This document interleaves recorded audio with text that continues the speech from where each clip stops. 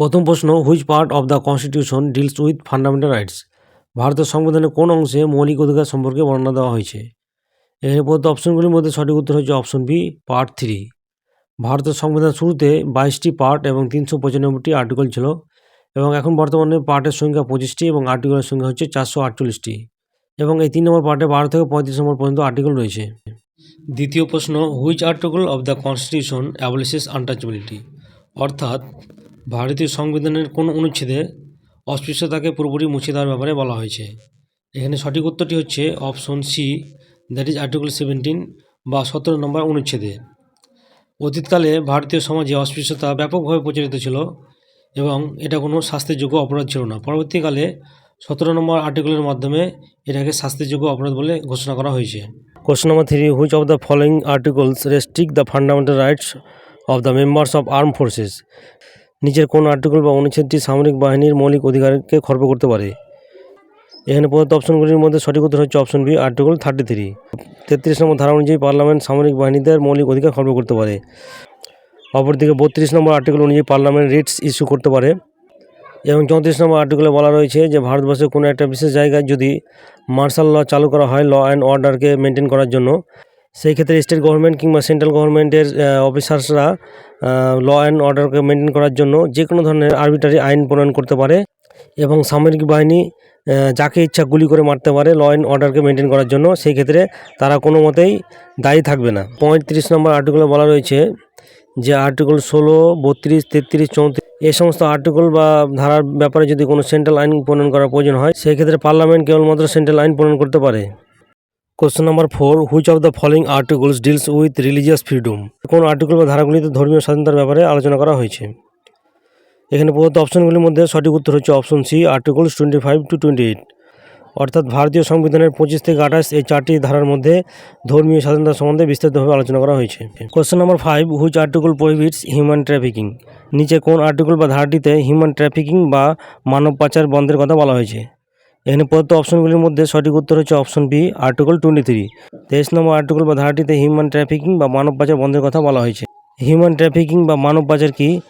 Personal বেনিফিটের কারণে কাউকে জোরপূর্বক বা বাই ফ্রড অন্যত্র পাচার করা, বা কাউকে কোনো একটা কাজ বিনা পয়সায় বা খুব সামান্য পরিমাণ পয়সার বিনিময়ে বাই ফ্রড বা জোরপূর্বক করতে বাধ্য করা, অথবা কাউকে অনিচ্ছা সত্ত্বেও জোরপূর্বক সেক্সুয়াল অ্যাক্টিভিটিজে এনগেজ হতে বাধ্য করা। Question number 6, with reference to fundamental rights consider the following statement? মৌলিক অধিকারের ব্যাপারে নিচের স্টেটমেন্ট বা বিবৃতিগুলি বিবেচনা করো। এখানে দুটি স্টেটমেন্ট দেওয়া রয়েছে এবং জানতে চাওয়া হয়েছে which of the above statements is or are correct? নিপরের কোন স্টেটমেন্টটি সঠিক? Statement number 1, the parliament can curtail or repeal fundamental rights by an ordinary act. সংসদ মৌলিক অধিকারগুলো একটি সাধারণ আইনের মাধ্যমে সংশোধন করতে পারে। এই স্টেটমেন্টটি সঠিক নয়, কারণ মৌলিক অধিকারগুলিকে সংশোধন করার জন্য স্পেশাল মেজরিটির মাধ্যমে কনস্টিটিউশনাল অ্যামেন্ডমেন্ট অ্যাক্ট পাস করতে হয়। স্টেটমেন্ট নাম্বার 2, ফান্ডামেন্টাল রাইটস আর জাস্টিসেবল। এই স্টেটমেন্টটি সঠিক, কারণ কারো মৌলিক অধিকারের লঙ্ঘন হলে উক্ত ব্যক্তি কোর্টে গিয়ে অ্যাপিল করতে পারে। তাই এখানে সঠিক উত্তরটি হচ্ছে option B. Question number 7, who said that fundamental rights are the conscience of the constitution? কে বলেছিলেন যে মৌলিক অধিকারগুলো হলো সংবিধানের বিবেক? Option A, M N. Roy, option B, জেল Nehru, option C, Granville Austin, option D, B R. Ambedkar. সঠিক উত্তরটি হচ্ছে option C, Granville Austin. Question number 8, which of the following fundamental rights were described by Ambedkar as heart and soul of the constitution? নিচের কোন অধিকারটিকে doctor B R. Ambedkar সংবিধানের হৃদয় এবং আত্মা বলে অভিহিত করেছেন? এখানে প্রদত্ত অপশনগুলির মধ্যে সঠিক উত্তর হচ্ছে option C, right to constitutional remedies বা সাংবিধানিক প্রতিকারের অধিকার। এই অধিকারটিকে doctor B R. Ambedkar heart and soul of the constitution বলেছেন, কারণ কোনো ব্যক্তির মৌলিক অধিকার লঙ্ঘিত হলে পরে এই অধিকারের মাধ্যমে কোর্টে গিয়ে অ্যাপিল করতে পারে। Question number 9, which of the following articles provide protection to the Indian citizens only? কোন আর্টিকেল বা ধারাটি কেবলমাত্র ভারতীয় নাগরিকদের সুরক্ষা প্রদান করে? এখানে প্রদত্ত অপশনগুলির মধ্যে সঠিক উত্তর হচ্ছে অপশন ডি, আর্টিকেল 30। 30 নম্বর আর্টিকেল বা অনুচ্ছেদটি কেবলমাত্র ভারতীয় নাগরিকদের সুরক্ষা প্রদান করে। আমরা জানি ভারতের সংবিধানে দুই ধরনের মৌলিক অধিকার রয়েছে। কিছু কিছু মৌলিক অধিকার কেবলমাত্র ভারতীয় নাগরিকদের জন্য প্রযোজ্য, এবং কিছু মৌলিক অধিকার ভারতের নাগরিক এবং বিদেশি উভয়ের জন্য প্রযোজ্য। যে সমস্ত মৌলিক অধিকারগুলো ভারতের নাগরিকদের জন্য কেবলমাত্র প্রযোজ্য, সে সমস্ত মৌলিক অধিকারগুলো হচ্ছে আর্টিকেল 15, 16, 19, 29 এবং 30। এই সমস্ত আর্টিকেল বা অনুচ্ছেদে উল্লেখিত মৌলিক অধিকারগুলো এবং যে সমস্ত মৌলিক অধিকারগুলো ভারতীয় এবং বিদেশি উভয়ের জন্য প্রযোজ্য সে সমস্ত মৌলিক অধিকারগুলো হচ্ছে আর্টিকেল 14, 20, 21, 21A এবং 22। এই সমস্ত আর্টিকেল বা অনুচ্ছেদে উল্লেখিত মৌলিক অধিকারগুলো। Question number 10, which constitutional amendment remove the right to property from the list of fundamental rights? কোন সাংবিধানিক সংশোধনী আইনের মাধ্যমে সম্পত্তির অধিকারটিকে মৌলিক অধিকারের তালিকা থেকে বাদ দেওয়া হয়েছে? প্রদত্ত অপশনগুলির মধ্যে সঠিক উত্তর হচ্ছে option C, 44th amendment act. বর্তমানে এই অধিকারটি হচ্ছে লিগ্যাল রাইট এবং এই অধিকারটিকে কনস্টিটিউশনাল রাইটও বলা যেতে পারে, কারণ সম্পত্তির অধিকারটি বর্তমানে আর্টিকেল 300 এর মধ্যে রাখা হয়েছে। Question number 11, which of the following articles deals with cultural and educational rights? উল্লিখিত কোন আর্টিকেলস বা ধারাগুলিতে সাংস্কৃতিক এবং শিক্ষাগত অধিকারের কথা বলা হয়েছে? এখানে প্রদত্ত অপশনগুলির মধ্যে সঠিক উত্তরটি হচ্ছে option D, article 29 and 30। 29 number article বা ধারাতে ভারতের যে কোনো প্রান্তে বসবাসকারী নাগরিকদের নিজ নিজ ভাষা, লিপি ও সংস্কৃতি সংরক্ষণের অধিকার দেওয়া হয়েছে এবং 30 নম্বর আর্টিকেল বা ধারাতে ধর্মীয় ও ভাষাগত সংখ্যালঘু সহ সকল সংখ্যালঘুদের নিজ ইচ্ছা মতো শিক্ষা প্রতিষ্ঠান স্থাপন ও পরিচালনার অধিকার দেওয়া হয়েছে। Question number 12, any disputes regarding the violation of fundamental rights can be presented in which of the following? মৌলিক অধিকারের লঙ্ঘন সংক্রান্ত যে কোনো বিরোধ নিচের কোনটিতে উপস্থাপন করা যেতে পারে? Option A, in high court only, কেবলমাত্র হাইকোর্টে। Option B, in supreme court only, কেবলমাত্র সুপ্রিম কোর্টে। Option C, either in supreme court or high court, supreme court অথবা হাইকোর্ট যে কোনোটিতে। অপশনটি নান, কোনটিতে নয়। এখানে সঠিক উত্তর হচ্ছে option C, either in supreme court or high court. মৌলিক অধিকারের লঙ্ঘন সংক্রান্ত বিরোধ সুপ্রিম কোর্ট অথবা হাইকোর্ট যে কোনো একটিতে উপস্থাপন করা যেতে পারে। Question number 13, which one of the following fundamental rights were included by 86th amendment act? নিচের কোন মৌলিক অধিকারটি 86তম সংশোধনী আইনের মাধ্যমে ভারতের সংবিধানে অন্তর্ভুক্ত করা হয়েছিল? এখানে প্রদত্ত অপশনগুলির মধ্যে সঠিক উত্তর হচ্ছে option C, right to free and compulsory education till the age of 14। 14 বছর বয়স পর্যন্ত সকল শিশুদের বাধ্যতামূলক শিক্ষা প্রদানের অধিকার। 2002 সালে 86তম সংশোধনী আইনের মাধ্যমে 21A আর্টিকেলটি ভারতের সংবিধানে অন্তর্ভুক্ত করা হয়েছে, যেখানে স্টেটকে 6 থেকে 14 বছরের সকল শিশুর বাধ্যতামূলক শিক্ষার অধিকারকে সুনিশ্চিত করতে বলা হয়েছে। Question number 14, which one of the following articles deals with freedom of press? নিচের কোন আর্টিকেল বা ধারাটিতে সাংবাদিকতার স্বাধীনতার কথা বলা হয়েছে? এখানে প্রদত্ত অপশনগুলির মধ্যে সঠিক উত্তর হচ্ছে option A, article 19 clause 1A। Article 19 clause 1-এর মধ্যে ভারতের যে কোনো নাগরিককে ভাষার মাধ্যমে, লেখালেখির মাধ্যমে, পিকচার্স বা ছবির মাধ্যমে বা যে কোনো আকার ইঙ্গিতের মাধ্যমে তার মতামত প্রকাশের অধিকার দেওয়া হয়েছে। Question number 15, which of the following articles are known as golden triangle of fundamental rights? নিম্নলিখিত কোন আর্টিকেলস বা ধারাগুলো মৌলিক অধিকারের সোনালী ত্রিভুজ নামে পরিচিত? এখানে 4টি অপশনের মধ্যে সঠিক উত্তর হচ্ছে অপশন বি, আর্টিকেল 14, 19 and 21। 14 নম্বর, 19 নম্বর এবং 21 নম্বর ধারা মৌলিক অধিকারের সোনালী ত্রিভুজ নামে পরিচিত।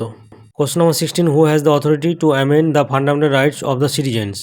নাগরিকদের মৌলিক অধিকারকে সংশোধন করার কার ক্ষমতা রয়েছে? Option A, high court. Option B, supreme court. Option C, parliament. অপশনটি নান, কারো না। এখানে 4টি অপশনের মধ্যে সঠিক উত্তর হচ্ছে অপশন সি, পার্লামেন্ট। যদিও সুপ্রিম কোর্টকে মৌলিক অধিকার রক্ষা করার জন্য ফান্ডামেন্টাল রাইটস বা মৌলিক অধিকারের গার্জিয়ান বলা হয়, কিন্তু সুপ্রিম কোর্ট মৌলিক অধিকার সংশোধন করতে পারে না। মৌলিক অধিকারকে সংশোধন করার জন্য পার্লামেন্টকে একটা স্পেশাল মেজরিটির মাধ্যমে কনস্টিটিউশনাল অ্যামেন্ডমেন্ট অ্যাক্ট পাস করতে হয়। Question number 17, which of the following has the authority to enforce the fundamental rights? নিচের কোনটির মৌলিক অধিকার বলবৎ করার ক্ষমতা রয়েছে? পার্লামেন্ট বা সংসদের মৌলিক অধিকার অ্যামেন্ড বা সংশোধন করার ক্ষমতা থাকলেও কেবলমাত্র হাইকোর্ট এবং সুপ্রিম কোর্টের মৌলিক অধিকার বলবৎ করার ক্ষমতা রয়েছে। তাই এখানে সঠিক উত্তরটি হচ্ছে option D, both high court and supreme court. Supreme court 32 নম্বর এবং হাইকোর্ট 226 নম্বর আর্টিকেল বা ধারা অনুযায়ী রিটস প্রয়োগ করে এই মৌলিক অধিকারগুলিকে বলবৎ করতে পারে। Question number 18, which article of the Indian constitution protects persons right to travel abroad? ভারতীয় সংবিধানের কোন আর্টিকেল বা ধারাটি কোনো ব্যক্তির বিদেশ ভ্রমণের অধিকারকে প্রোটেক্ট করে? Option A, article 19। Option B, article 20। Option C, article 21। Option D, article 22। সঠিক উত্তরটি হচ্ছে অপশন সি, আর্টিকেল 21। ভারতীয় সংবিধানের 21 নম্বর ধারার মধ্যে কোনো ব্যক্তির বিদেশ ভ্রমণ করার অধিকারকে প্রোটেক্ট করা হয়েছে। Question number 19, right to property was removed from the list of fundamental rights during the tenure of which government? কোন সরকারের সময় সম্পত্তির অধিকারটি মৌলিক অধিকারের তালিকা থেকে বাদ দেওয়া হয়েছিল? 1978 সালে 44তম সংশোধনী আইনের মাধ্যমে সম্পত্তির অধিকারটি মৌলিক অধিকার তালিকা থেকে বাদ দেওয়া হয়েছিল এবং সেই সময় ভারতের প্রধানমন্ত্রী ছিলেন মোরারজি দেশাই। তাই এখানে সঠিক উত্তর হচ্ছে অপশন এ। মোরারজি দেশাই ছিলেন 4th prime minister of India এবং তিনি 1977 থেকে 1979 সাল পর্যন্ত ভারতের প্রাইম মিনিস্টার হিসেবে দায়িত্ব পালন করেছেন এবং সেই সময় ভারতের প্রেসিডেন্ট ছিলেন Neelam Sanjiva Reddy. Question number 20, which of the following articles gives precedence to constitutional provisions over the laws made by the union parliament or state legislatures? নিচের কোন আর্টিকেল বা ধারাটি ইউনিয়ন বা রাজ্য সরকার কর্তৃক প্রণীত আইনগুলির থেকে সাংবিধানিক বিধানগুলিকে বেশি প্রাধান্য দেয়? এখানে প্রদত্ত অপশনগুলির মধ্যে সঠিক উত্তর হচ্ছে অপশন ডি, আর্টিকেল 13। আর্টিকেল 13-এর মধ্যে বলা রয়েছে যে সংবিধান প্রবর্তন হওয়ার আগে যত রকমের আইন ছিল সমস্ত আইনই বাতিল হয়ে যাবে যদি সেই আইনগুলো আর্টিকেল 13-এর সঙ্গে সাংঘর্ষিক হয়। এখানে ল বলতে যা বোঝানো হচ্ছে তা হচ্ছে ordinance, order, by law, rule, regulation, notification ইত্যাদি। Question number 21, other than right to life which other right is mentioned in article 21 of the Indian constitution? ভারতীয় সংবিধানের জীবনের অধিকার ছাড়াও অন্য কোন অধিকারটির কথা বলা হয়েছে? Option A right to food, option B right to equality, option C right to education, option D right to property. সঠিক উত্তরটি হচ্ছে option A right to food. যদিও ভারতের সংবিধানে কোনো আর্টিকেলে রাইট টু ফুড বা খাবারের অধিকারের কথা বলা নেই, এমনকি 21 নম্বর আর্টিকেলও স্পষ্টভাবে খাবারের অধিকারের কথা বলা নেই, কিন্তু 21 নম্বর আর্টিকেলে বলা হয়েছে right two live with human dignity বা মানবিক মর্যাদার সঙ্গে বাঁচার অধিকার, যার মধ্যে right to food and other basic necessities বা খাবারের অধিকার এবং অন্যান্য মৌলিক প্রয়োজনীয় অধিকার অন্তর্ভুক্ত হয়ে যায়। Question number 22, the state under article 12 of the Indian constitution includes which of the following? ভারতীয় সংবিধানের 12 নম্বর ধারায় যে স্টেটের সংজ্ঞা দেওয়া হয়েছে তার মধ্যে নিচের কোনটি অন্তর্ভুক্ত হয়? 12 নম্বর ধারায় যে স্টেটের বর্ণনা দেওয়া হয়েছে সেখানে বলা হয়েছে all legislative and executive organ of union and state government. কেন্দ্র এবং রাজ্য সরকারের সমস্ত লেজিসলেটিভ এবং এক্সিকিউটিভ অর্গান, যেমন রাজ্যসভা, লোকসভা, বিধানসভা, বিধান পরিষদ ইত্যাদি। অল লোকাল অথরিটিজ, সমস্ত স্থানীয় কর্তৃপক্ষ যেমন গ্রাম panchayat, mandal panchayat, district board, improvement trust, এবং অল স্ট্যাচুটরি বডিজ যেমন national green tribunal, law commission. Statutory body হচ্ছে সেই সমস্ত বডিগুলো যেগুলো পার্লামেন্টের অ্যাক্টের মাধ্যমে তৈরি করা হয়েছে, এবং অল নন স্ট্যাচুটরি অথরিটিজ যেমন সিবিআই, নীতি আয়োগ। নন স্ট্যাচুটরি বডি হচ্ছে সেই বডিগুলো যেগুলো কোনো পার্লামেন্টের অ্যাক্টের মাধ্যমে তৈরি করা হয়নি, এক্সিকিউটিভ অর্ডারের মাধ্যমে তৈরি করা হয়েছে। তাই এখানে সঠিক উত্তর হচ্ছে option D, all of the অ্যাভাব। ওপরের সবগুলো স্টেটের বর্ণনার মধ্যে আসে। Question number 23, fundamental rights had been borrowed from the constitution of which country? ভারতীয় সংবিধানে যে মৌলিক অধিকারগুলি রয়েছে সেই মৌলিক অধিকারগুলি কোন দেশের সংবিধান থেকে নেওয়া হয়েছিল? Option A Russia, option B England, option C USA, option D Canada. সঠিক উত্তর হচ্ছে অপশন সি ইউএসএ।